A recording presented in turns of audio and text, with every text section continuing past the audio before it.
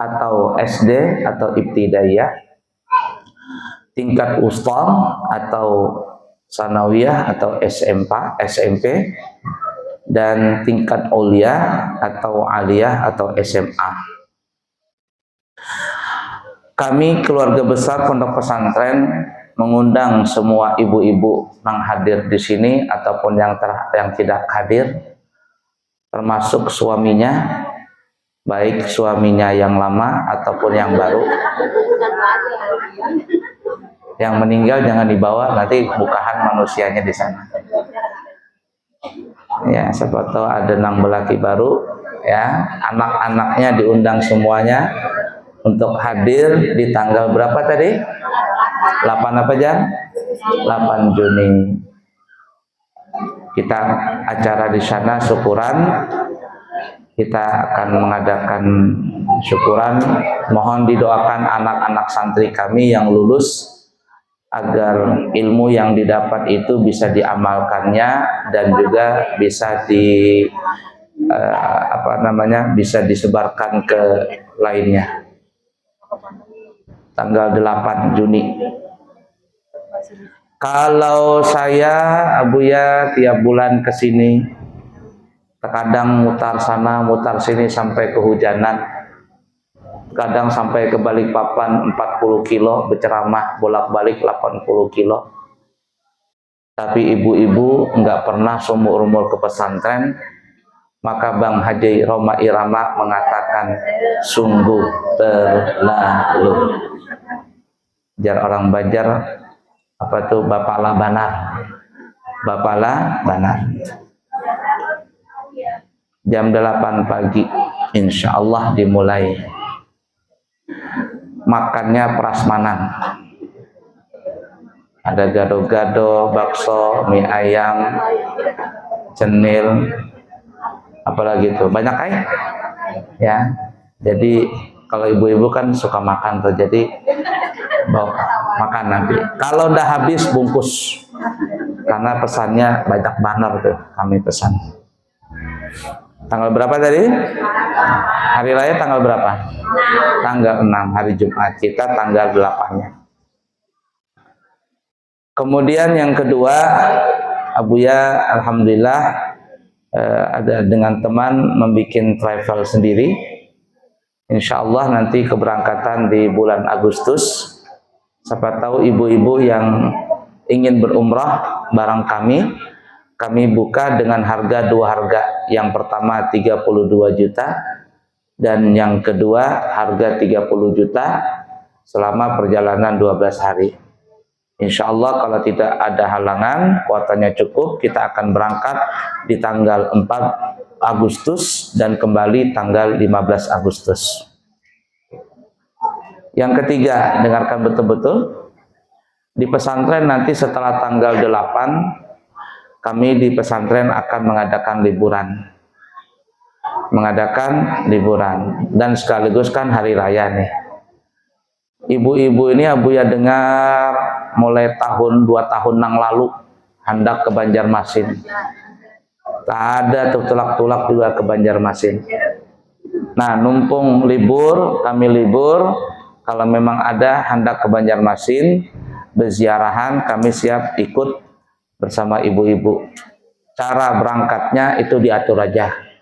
Mau mobil masing-masing, pakai bis kah, terserah aja. Ya, diatur aja. Nah, pokoknya nanti kita berangkat itu nanti hari Senin lah.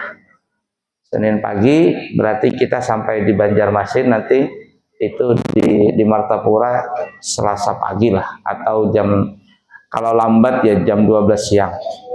Kita mutar-mutar ziarahan untuk tempat tidur. Nanti insya Allah ada aja teman-teman yang di sana yang menyediakan rumah dan sebagainya. Yang jelas rumah dulu, kalau makan bisa seorang cari ketupat kandangan, nasi kuning ke apa kali situ ya. Ah, nanti diatur ya. Berapa kali sudah mendengar anak tulak-tulak, ada tulak-tulak. Nah, numpung kami libur juga, numpung kami tidak berangkat haji, numpung juga belum berangkat umrah, jadi ada waktu kosong di pesantren juga liburan. Ayo kalau ada yang mau ke Banjarmasin kita ziarahan ke sana. Baiklah ya. Kalau untuk umrohnya yang 32 sama 30 waktunya sama kan? Sama.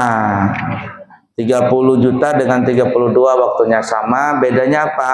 Kalau 32 itu sudah duduk manis, alias semua serba gratis, termasuk masuk museum, ziarah ke Taif, kemudian naik kereta gantung, jalan-jalan, semuanya serba gratis.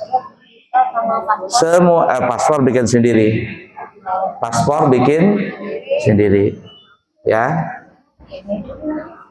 Kalau dibikinkan agak ribet paspor itu.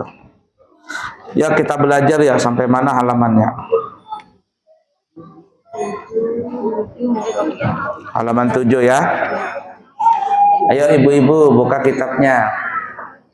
Assalamualaikum. Masing-masing pandir boncang arisan kah? Baik, nomor 7 ya, halaman 7. Buka kitabnya, ikutin, nanti insya Allah biar paham. Yang kedua, ikutin semuanya. Kesunahan di tengah-tengah sholat. Nah, perhatikan ya.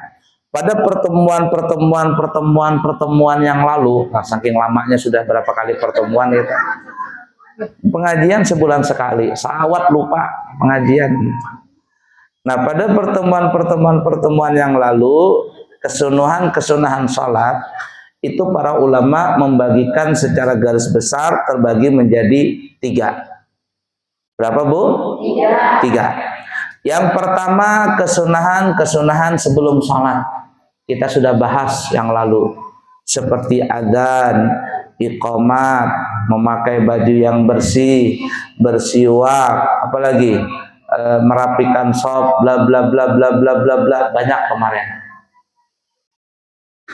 Yang kedua yang kita akan bahas ini, kesunahan di dalam sholat, dimulai dari takbiratul ihram sampai salam. Banyak sunah-sunahnya itu. 3 kali pertemuan belum tentu mungkin selesai. Kesunahan di dalam sholat dari takbiratul ihram sampai salam. Kelompok yang ketiga, kesunahan setelah salam, seperti mengusap wajah dengan telapak tangan kanan, ada sunahnya. Berzikir, berdoa, Allahumma antas salam wa minkas salam.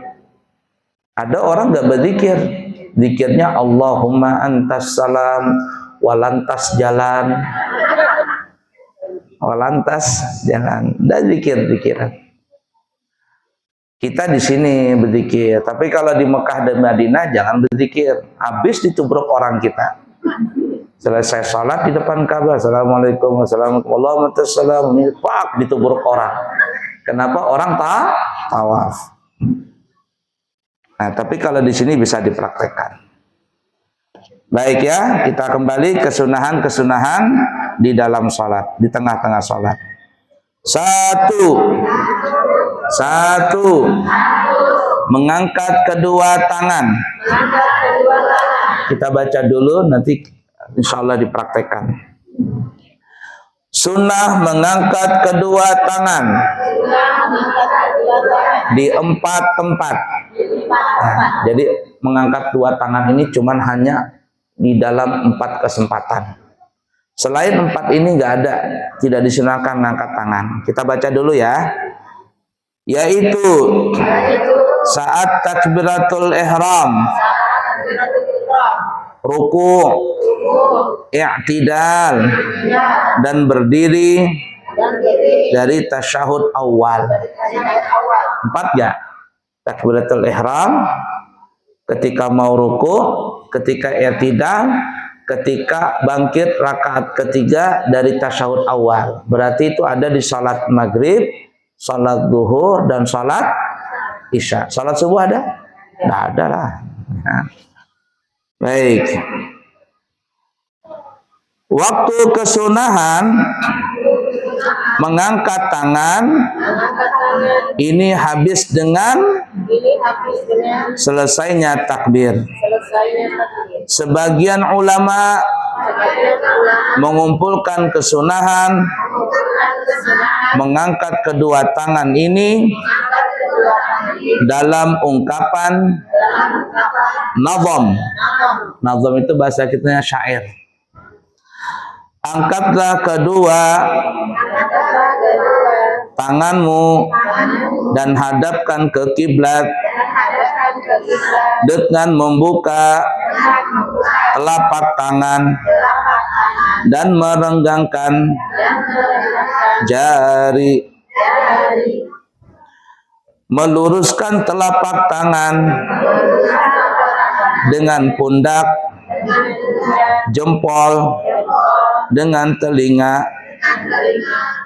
condongkan ujung jari sehingga lurus dengan bagian atas telinga, dan mulailah mengangkat bersama dengan memulai membaca takbir dan selesai mengangkat bersama dengan selesainya membaca takbir.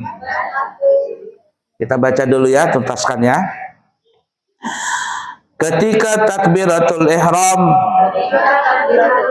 maka mulailah mengangkat saat memulai ucapan takbir dan selesai mengangkat bersamaan dengan selesainya takbir. Ketika i'tidal, maka mulailah mengangkat tangan dengan membaca Sami'allahu liman hamidah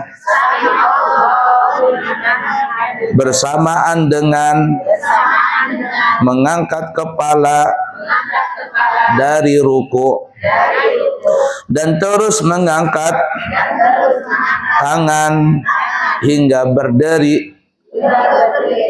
berdiri tegap.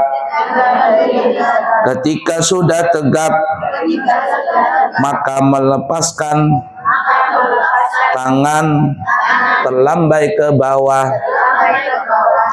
Ketika berdiri dari tasyahud awal, maka mulailah mengangkat tangan ketika pada posisi tempat minimal ruku dan selesai membaca takbir beserta selesai mengangkat kedua tangan ketika sudah berdiri tegap. Nah, perhatikan. Jadi mengangkat tangan ibu-ibu, yakni kedua tangan, tangan kanan dan tangan kiri, keduanya diangkat di dalam salat hanya pada 4 tempat. 1, pada saat takbiratul ihram. 2, pada saat ruku.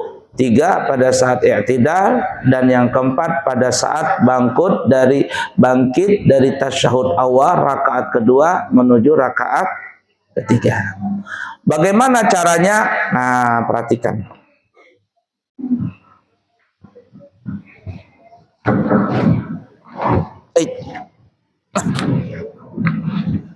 Kelihatan lah kira-kira.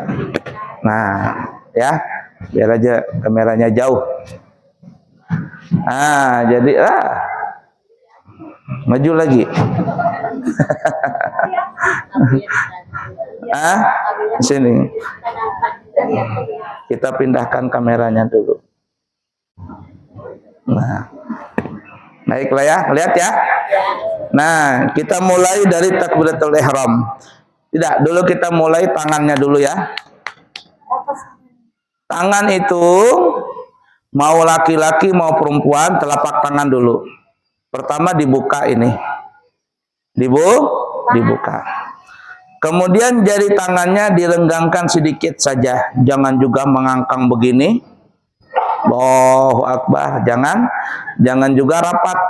Allahu Akbar. Tapi renggang dikit saja.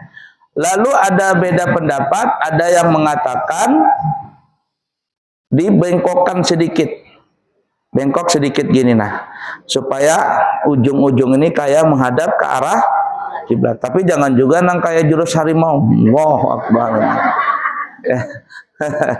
Tidak perlu begini ya. Jadi renggang sedikit saja. Kemudian ininya menghadap kiblat.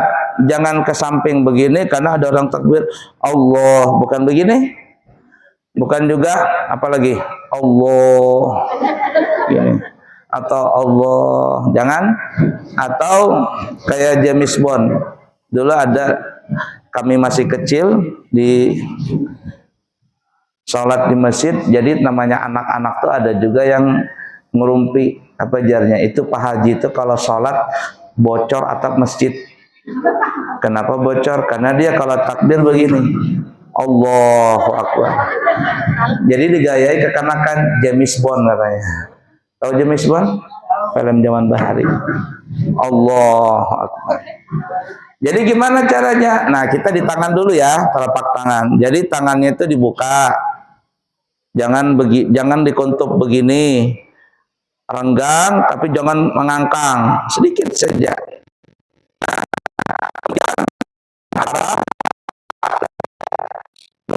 Nah, nih ujung-ujung jari ini, dua jari sejajar dengan telinga. Perlu begini. Loh, enggak, sejajar aja. Ya, sejajar gini. Nah, jempolnya ini, nih jempol tangan di sejajar telinga sini. Ya. Jadi jangan begini. Allah. Nah, dikira-kira saja supaya tangan ini menghadap ke kiblat, jangan ke atas juga telapak tangan. Kita itu punya kepala sudah nunduk dari awal begini nah. Allah. Nah, jadi begini nih. Ini laki-laki dulu ya. Allah. Nah, gini nih. Jadi sejajar dia. Jangan begini Allah. Allah, ya. Jadi begini. Nah, ini bengkok sedikit. Nah, kepala kita sudah nunduk dari awal begini nah. Allahu Akbar. Itu untuk laki-laki dulu. Sunnah sayapnya dibuka. Kalau perempuan gimana?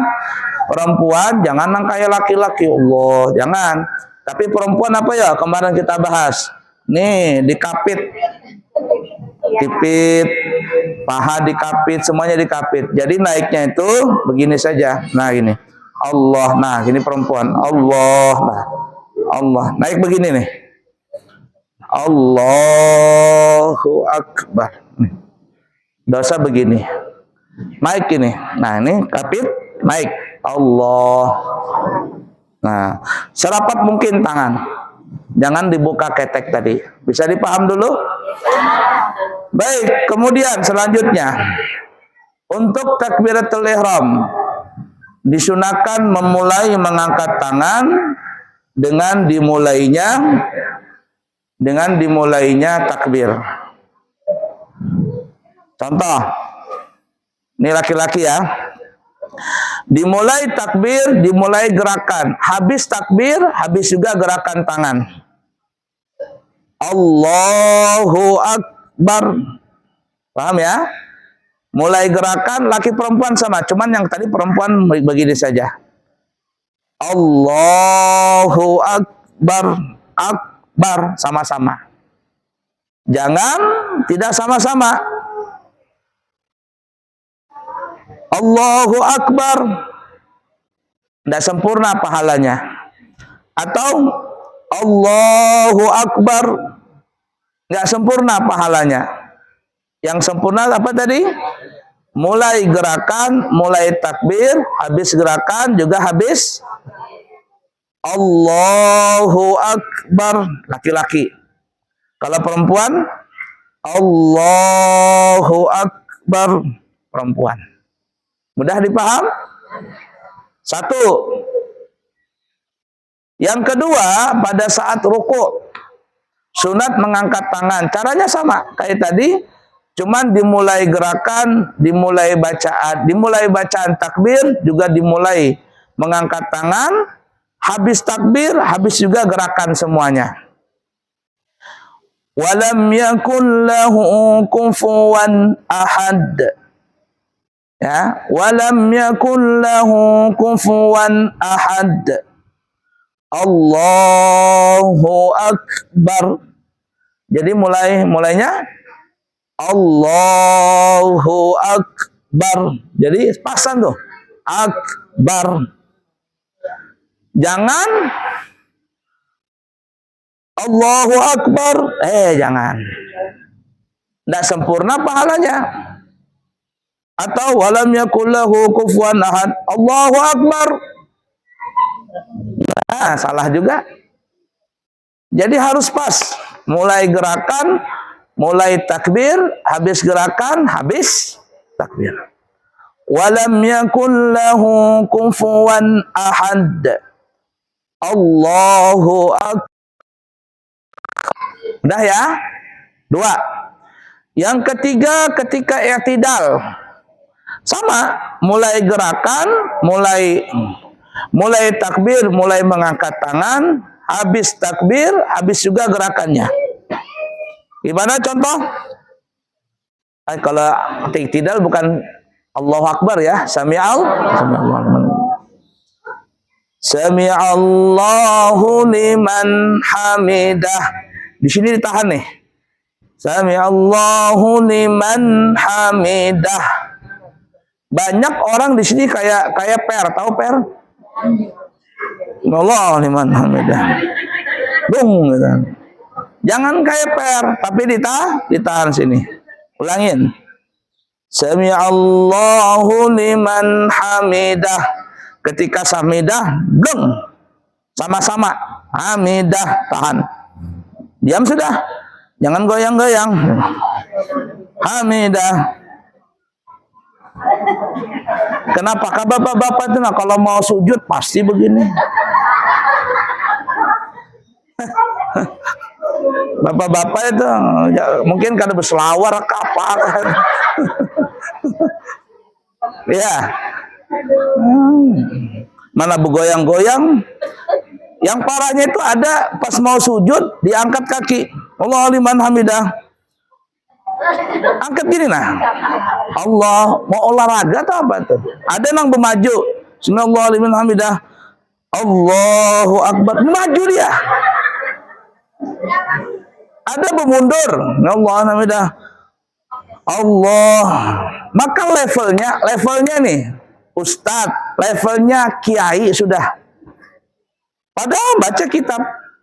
Tapi karena sudah kebiasaan, sehingga ketika praktek sholat, dia nggak bisa.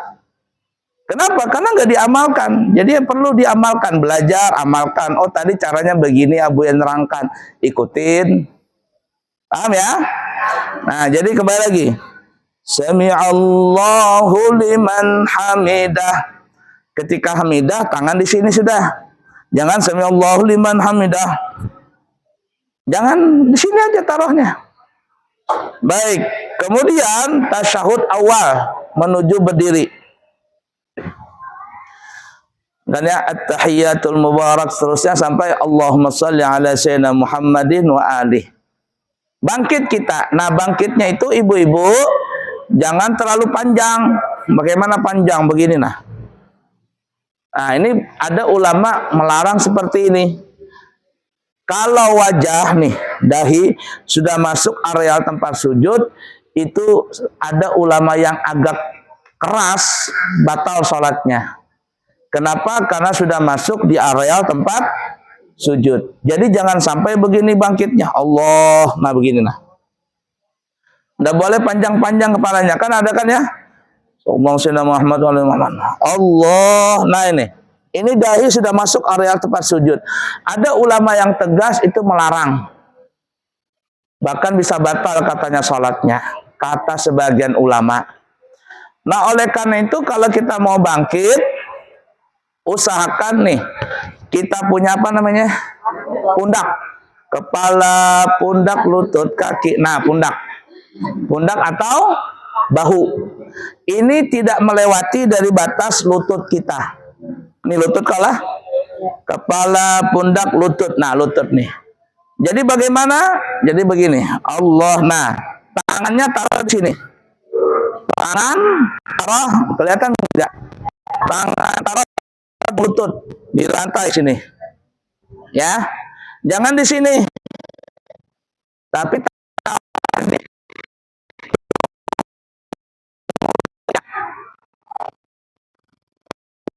taruh sini.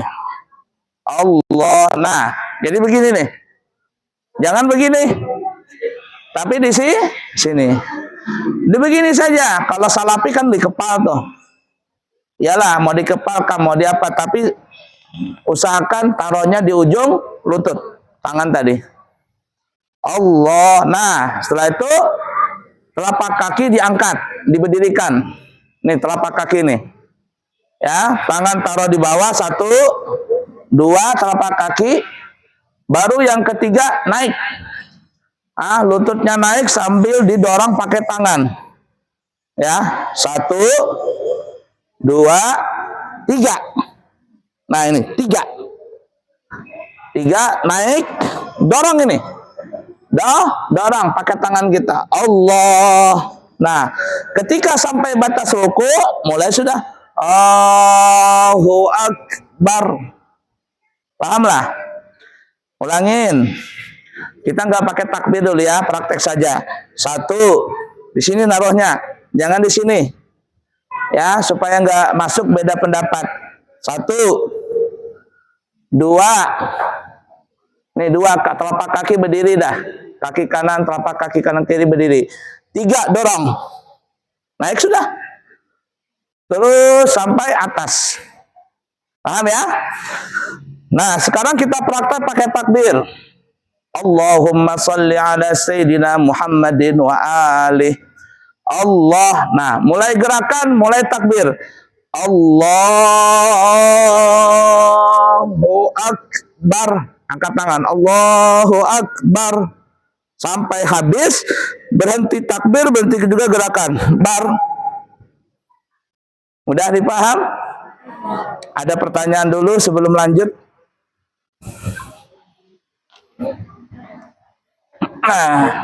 Nah, aku izin bertanya. Ya. Bagaimana kalau ibu-ibu tidak semua ibu sehat nih? Ada yang hidungnya sakit, ada yang asam urat, bahkan saya sendiri pernah di dalam posisi capek, posisinya tidak seperti yang Abu contohkan tadi.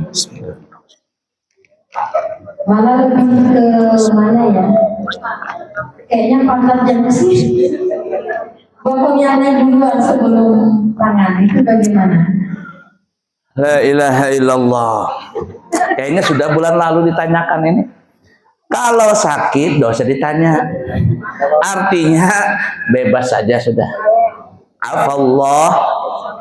Allah memaafkan yang seperti itu. Ittaqullah mastata'tum. Bertakwalah kepada Allah semampumu. Kalau bisanya pinggul nang kanan berdahulu atau nang kiri berdahulu, ya kan ya, ada begitu. Tapi ada yang menjadi kebiasaan itu bagaimana? Ini yang sakit nih ya. Ya. Allah.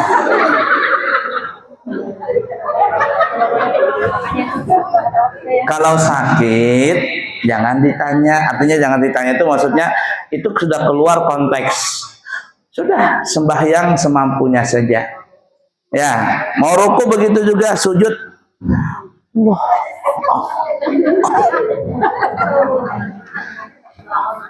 Sudah, itu artinya kalau sakit terserah mau bagaimana, yang penting sholat. Nah, kemudian yang kebiasaan yang jelek-jelek karena kita sudah belajar dirubah, dibaiki. Terhingal juga nah. Ya, lamak sudah parut. Padahal saya itu makan sehari itu bisa sekali aja. Sekali atau 2 kali. Cuman udah mau dia berkurus awak. Ini sini karena terpaksa aja jauh 40 kilo berjalan. La ilaha illallah. Baiklah ya, jadi kalau yang sakit, yang asam urat, bla bla bla bla dan seterusnya, ittaqullah mastata'tum, bertakwalah kepada Allah semampunya saja. Udah ya? Ada lagi bertanya sebelum lanjut? Masalah yang tadi nih. Ayo, ceramah tanya. Ya, pakai mic dulu, Cel. Iya semuanya. Semuanya kalau sunah-sunah sholat ini mau jadi imam kah jadi makmum siapapun yang sholat, mau sholat wajib, mau sholat sunnah, mau sholat qadha, mau sholat tunai, semuanya berlaku sunah-sunah ini. Ya, jadi kan kemarin kita bahas tuh para ulama mengatakan sunah-sunah sholat ini dari sebelum sampai selesai salam sampai setelah salam ada yang mengatakan 500 sunnah. Ada yang mengatakan 700 sunnah, bahkan ada yang mengatakan 1000. Ini nah kita ngangkat tangan aja nah, angkat tangan ya. Kan sunnahnya 5 jari nih, menghadap gini berdiri. Cuman kita malas, cuman 2 jari yang angkat, Allahu Akbar. Yang dapat pahala cuman 1, 2. Yang ini 3 jari nggak dapat pahala dia. Ya kan ya? Sama yang kita bahas kemarin waktu duduk ya. Jangan mengangkang.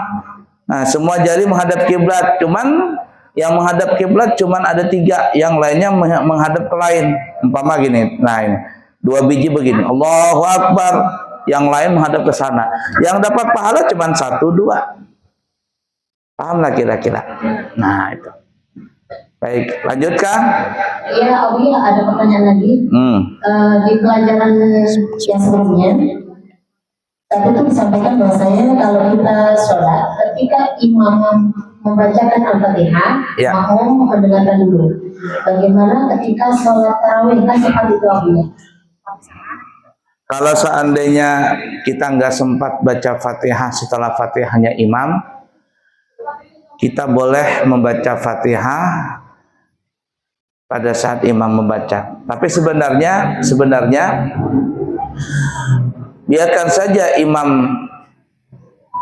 saja kita baca Fatihah setelah imam, walaupun imam rukus i'tidal itu nggak apa-apa, kejar saja. Ya, kejar saja. Artinya kita tetap posisi sebagai makmum membaca Fatihah setelah Fatihahnya imam. Nggak apa-apa ketinggalan. Ya. Asalkan kita sempat ruku sebelum imam bangkit dari sujud yang kedua. Sebelum imam bangkit dari sujud kedua. Kenapa? Karena dalam mazhab Imam Syafi'i membaca Fatihah itu hukumnya wajib. Termasuk yang jadi makmum. Nah, lain mazhab Hanafi atau Hambali atau Maliki, terutama Maliki ya.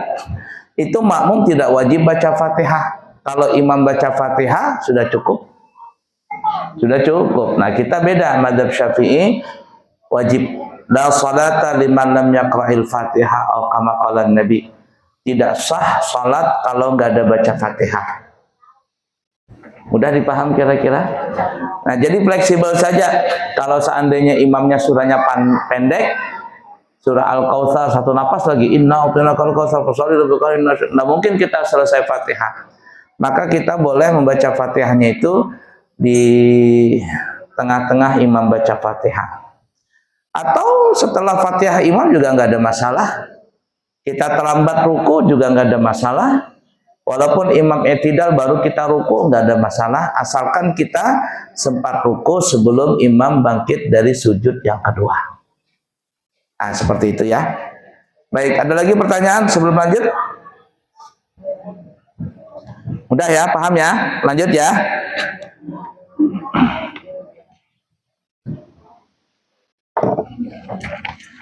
Baik, lanjut.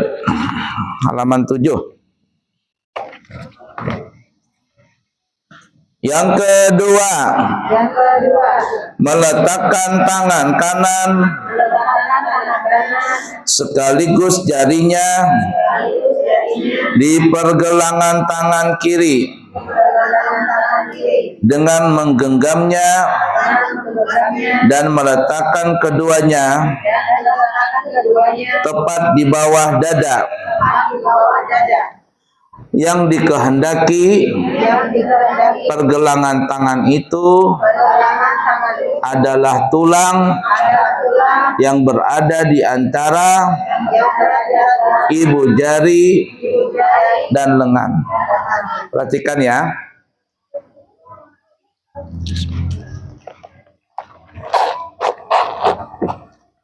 Nah, 2 botol sudah habis.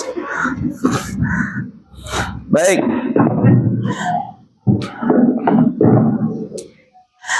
Cara meletakkan tangan di dada. Jadi kan tadi kita sudah takbiratul ya, Allahu Akbar. Tangannya di mana? Nah, tangan kiri di bawah. Lurus sini. Ngambil di sini. Di atas pusat di bawah dada, ini dada berarti di sini nah. Ya, di lelemakannya perut sini. Jangan di sini. Mazhab kita di sini. Fauqas sadar, fauqas surah wa tatas sadar, di bawah dada di atas pusat di sini. Dia ini bang sejajar ini nah. Nah, sejajar ini apa namanya nih? Siku. Nah, sejajar siku. Taruh sini. Jadi tangan kiri begini modelnya dulu. Ya, tangan kiri modelnya gini. Nah, ambil sini nih. Tengah-tengah di sini.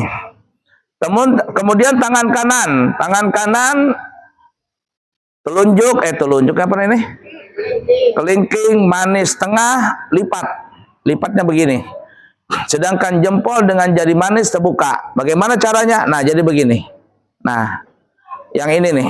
Nah, jadi yang di sini telunjuk, kalau ini ke sini bawah, telunjuk dengan jempol. Nah, dia terbuka ke sini. Nah, jadi tahan begini. Jangan begini. Tapi begini. Nah, sama gini nah. Ini pendapat pertama. Dengarkan dulu pendapat pertama, dan ini adalah di kalangan ulama fikih, ulama fikih begini. Ya, paham Bu ya? Jadi kalau ada yang begini yang benar. Ya, jangan begini. Allahu Akbar. Bukan begini. Tapi dia ini. Nah ya. Nah, di sini. Jadi sejajar nih. Nah, gini modelnya. Baru di apa namanya, dilengkap begini. Satu, ini pendapat pertama. Pendapat kedua, ulama tasawuf. Tasawuf begini. Telunjuk kanan ditaruh di sini. Apa ini? La ilaha illallah nih. Sini. Ulama ma'rifah. 2. Telunjuk dengan tengah taruh di sini. Apa ini maksudnya? La ilaha illallah Muhammadun Rasulullah. Jadi yang begini boleh, yang begini boleh, yang begini juga boleh. Paham kira-kira? Yang tidak boleh begini. Allahu Akbar, anak kecil. Ya. Ya. Nah, kemudian di sini yang benar. Jangan taruh di sini. Ada yang taruh di sini? Allahu Akbar, taruh di kiri. Ada memang pendapat di sini, tapi gil itu adalah pendapat yang lemah sekali. Kalau bisa jangan dilakukan. Ya, Allahu Akbar taruh di kiri sini. Jangan dilakukan. Walaupun ada pendapat, tapi ini pendapat sangat lemah sekali. Jadi taruh aja di sini. Untuk jarinya, pendapat pertama begini ulama fikih. Ulama tasawuf la ilaha illallah. Ulama ma'rifah Muhammadun Rasulullah. Nah ini. Paham kira-kira? Terserah mau pilih yang mana. Ya, ibu-ibu sama begini semua. Ya. Kemudian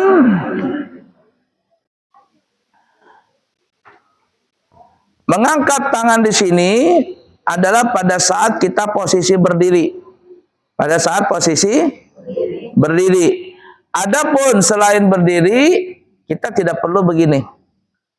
Jadi, umpama i'tidal seperti yang kita terangkan. Ada sebagian orang sholat, Sami Allahu liman hamidah. Ketika hamidah, dia taruh lagi di sini. Jangan diikutin. Loh kenapa?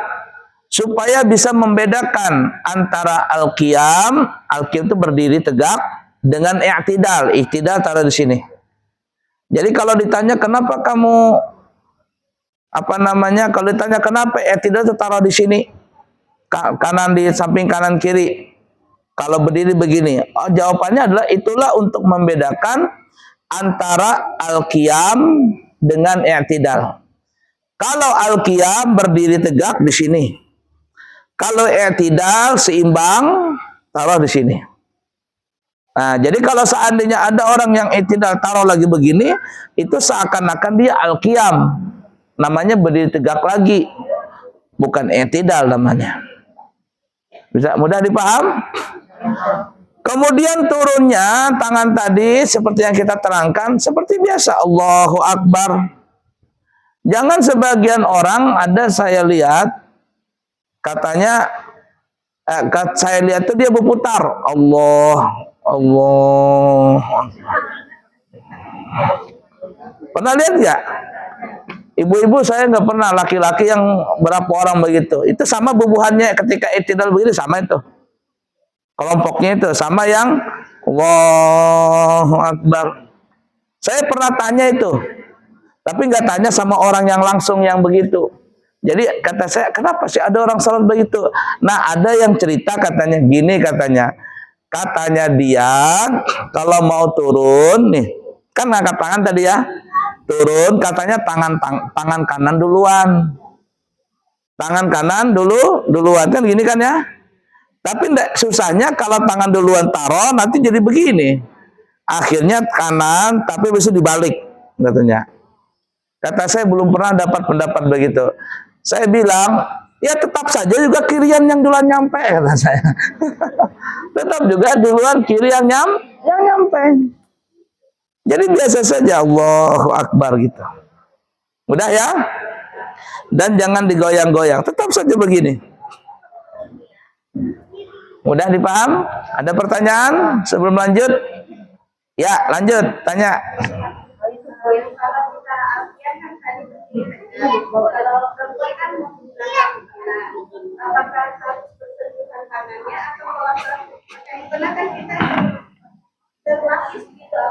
Baik.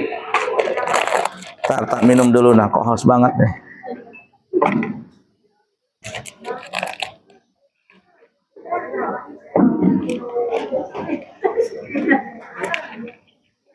Kok hari ini haus banget perasaan. Bentar ya, tak minum dulu.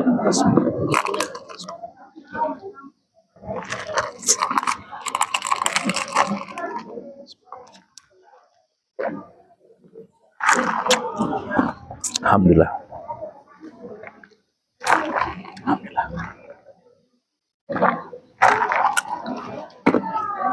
Perhatikan, ibu-ibu,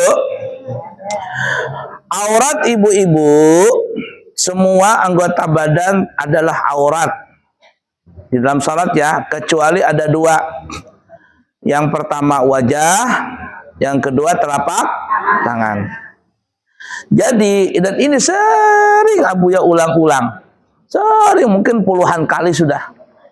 Kalau ibu-ibu salat tidak boleh menaruh jilbab, menaruh mukena seperti modelnya ibu-ibu sekarang ini.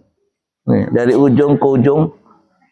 Kalau salat model begini nggak sah. Dalam mazhab kita Syafi'i ya. Nah, ibu-ibu kan taruh di sini nih. Ini mah bukan wajah, ini dagu. Jadi kalau mau taruh mukena, salat tuh di sini naruhnya. Nah, dagunya tutup, pipi ininya ditarik. Jangan sampai kelihatan rambut. Makanya kalau salat tuh pakai ciput. Rambutnya ditutup sampai ke sini. Dagunya juga ditutup begini nah. Nah. Ya, ini mazhab kita Syafi'i. Paham ya? Ah, ingatin salat. Tawaf juga begitu, tawaf. Itu kalau saya mimpin umrah mau pamtu kata saya ibu-ibu, ayo dagunya taruh sini. Taruh sini kata saya. Apa namanya nih? Mukennanya. Makanya mukena zaman dulu yang nggak tahu sekarang, itu ujungnya ini itu ada segitiga di sini.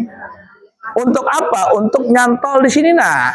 Nyantol di sini. Nah, menyantol. Di sini kan ada segitiganya nah. Untuk apa tujuannya itu? Untuk nyantolkan di sini. Paham ya? Wajah. Kemudian yang kedua, yang bukan aurat itu adalah telapak tangan. Telapak tangan itu yang mana ibu-ibu? Nih telapak tangan. Ini bukan aurat. Kemudian punggung, telapak tangan. Nih punggungnya nih. Jari-jarinya, punggungnya bukan telapak tangan, bukan aurat ini. Ya, jadi jari telapak tangan dan telapak tangan ini bukan aurat. Kemudian punggung, jari-jari telapak tangan dan punggung telapak tangan ini punggungnya bukan aurat. Lalu auratnya itu di mana batasnya? Aurat itu batasnya di sini nah. Nah, nih. Nih, tulang ini nah. Ini kalau seandainya dilepas, nah, yang ini bukan aurat, yang di sini aurat. Cuman kan susah mana pasnya. Nanti kalau kita tarik begini, kulit yang di sini tertarik ke depan. Kalau kita ginikan, kulit yang di depan tertarik ke belakang. Apalagi tuha sudah keriputan kulit. Ditarik 2 cm, tertarik begitu ke dalam. Saking kendornya sudah. Itu aja hendak tanam benang supaya kencang lagi. Kencang pipinya ditarik benang. Pas benangnya putus, wah kendor dia.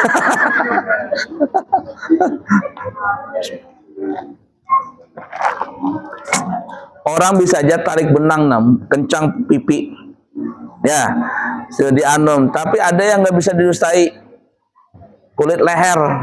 Nah kendor leher tuh, kulit leher tuh kan kendor. Yang lain mungkin bisa diganjel ini, ganjel itu bengkak berataan.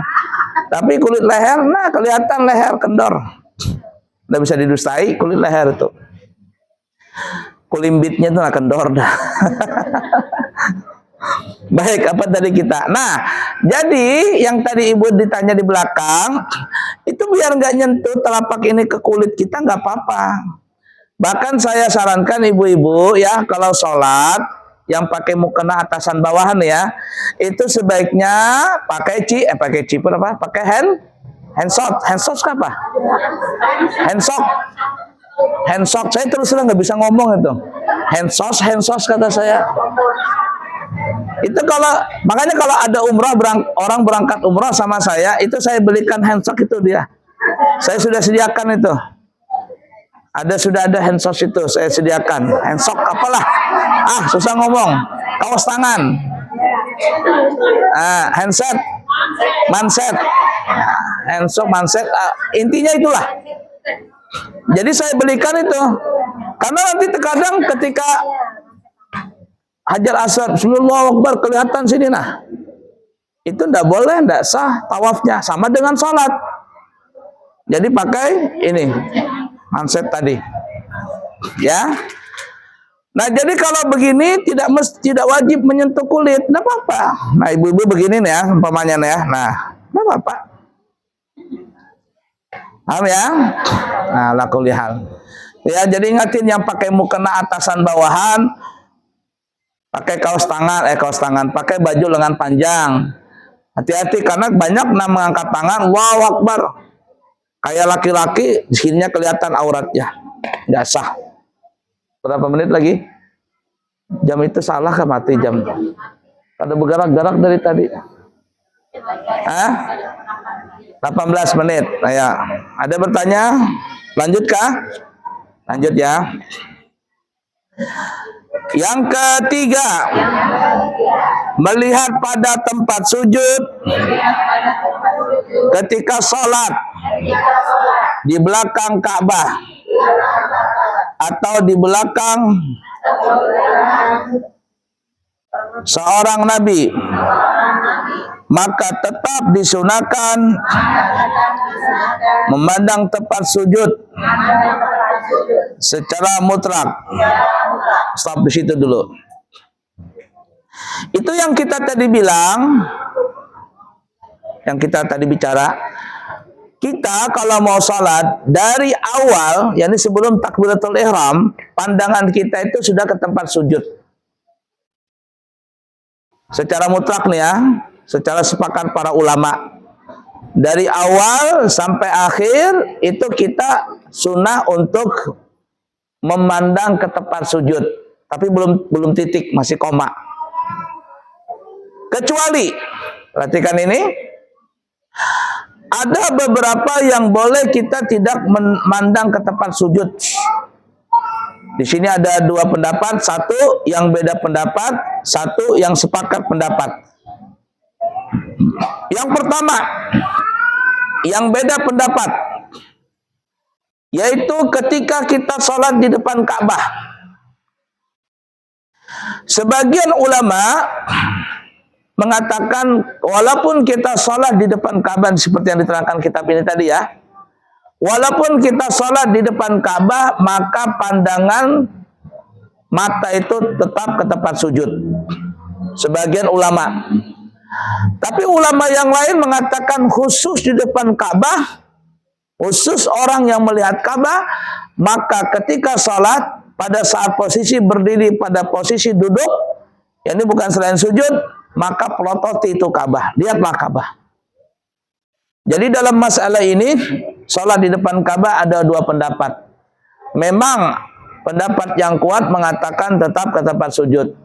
Tapi terus terang saya pribadi, kalau sholat di depan Ka'bah itu rasanya rugi kalau tidak melihat Ka'bah itu. Jadi sholat begini aja. Jadi posisi yang kita bisa lihat Ka'bah. Makanya tempat sholat yang ada bisa melihat Ka'bah itu jadi favorit. Kenapa? Karena jangankan kita sholat, kita melihat Ka'bah saja itu pahala sudah. Makanya diusahakan di rumah itu ada gambar Ka'bah. Usahakan di rumah ada gambar Ka'bah. Walaupun kadang melihat yang aslinya, lihat Ka'bah dulu. Buka TV channel Saudi. Kami di rumah terkadang kalau guring pun buka Saudi begitu. Orang mengaji, lihat Ka'bah, pahala. Nah, pahala itu bisa berlipat ganda apabila dilakukan di dalam sholat. Melihatnya. Walaupun tadi ulama kebanyakan mengatakan walaupun dalam tempat di depan Ka'bah tetap di tempat sujud. Tapi kami pribadi ngambil pendapat yang kedua. Rasanya tidak bisa tidak melihat Ka'bah kalau sholat di depan Ka'bah itu. Kalau sudah depan Ka'bah itu mau yang lewat nih bubuhan gadis Uzbekistan, yang lewat orang Rusia, yang lewat orang perempuan yang ibarat kata kalau dia minum kopi kelihatan kopi lewat di lehernya dia tuh. Saking beningnya. Bubuhan bebinian seperti itu, kadang saya pakai make up sudah bagus kulitnya, putih kemerah-merahan. Kalau masih anum, tapi kalau sudah tuak, nang kayak tangki Pertamina lamaknya. Artinya masa bodoh. Saya kalau sudah sholat di depan Ka'bah itu, dia dibantu, dia berguring, mana lagi melihat. Kita fokus ke Ka'bah itu. Rugi kalau kadang melihat Ka'bah.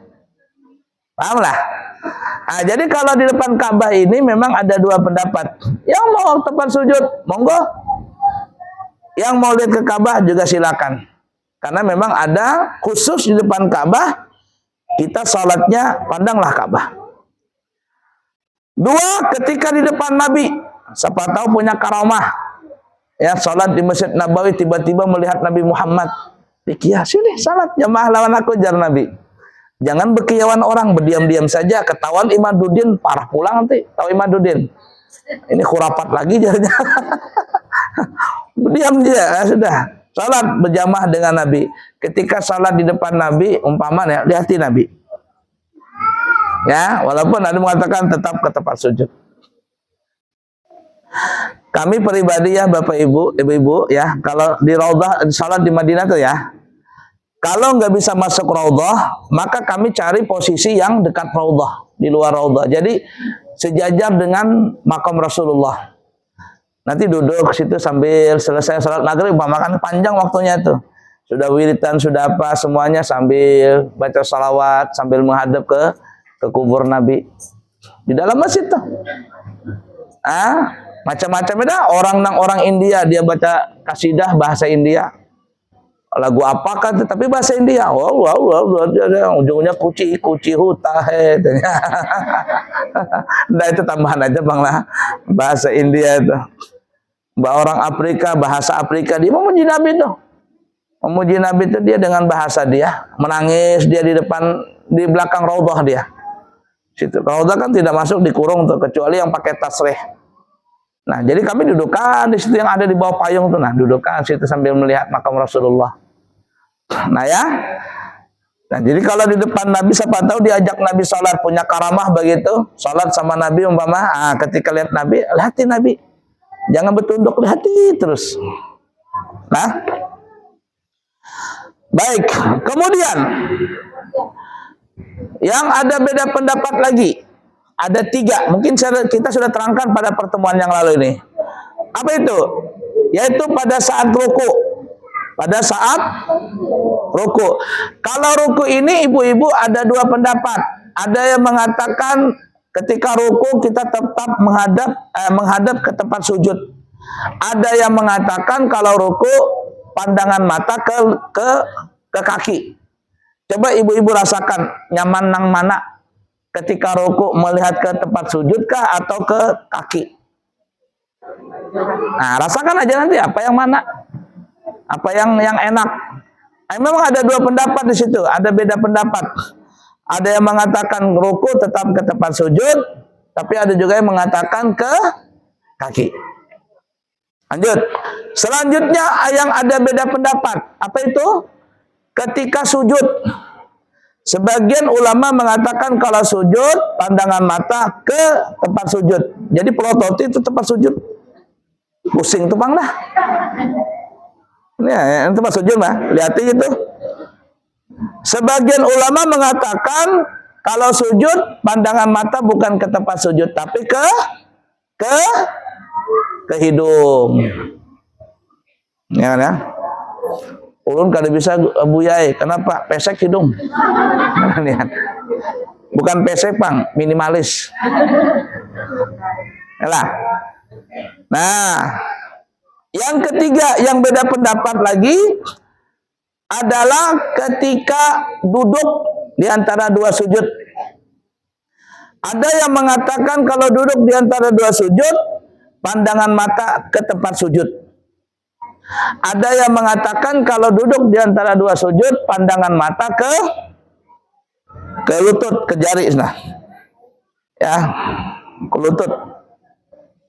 Ke paha ini, ujung jari, ujung lutut sini. Yang mana kita nyaman ketika duduk tuh nah ya? Ke tempat sujud kah atau ke jari seorang, jangan jari orang, dilihati. Wih, cincinnya itu nah gedenya. Jangan-jangan itu imitasi itu. Bukan berlian itu. Tahu aja aku katanya. Iri. Jari orang dilihati. Jadi kita sendiri, itu 2 pendapat. Mau di tempat sujud atau ke tangan. Mudah ya? Nah, yang sepakat, perhatikan nih, yang sepakat tidak melihat tempat sujud pada saat salat, yaitu pada saat tasyahud, pada saat tasyahud awal atau akhir ketika kita mengangkat telunjuk. Asyhadu alla ilaha illallah. Nah, ketika naik ini pandangan mata, lirikan mata ke telunjuk sini. Kita terangkan di situ. Kecuali saat ucapan illallah, saat tasyahud, baik tasyahud awal, tasyahud akhir ya, maka sunnah memandang jari yang ditegakkan hingga mengucapkan salam. Ada melihat ke orang ya. Jadi pada saat illallah, asyhadu an la ilaha illallah, itu pandangan mata ketunjuk. Sampai kapan? Sampai salam. Kalau tasyahud awal sampai bangkit. Jadi jangan kemana-mana, ke sini saja.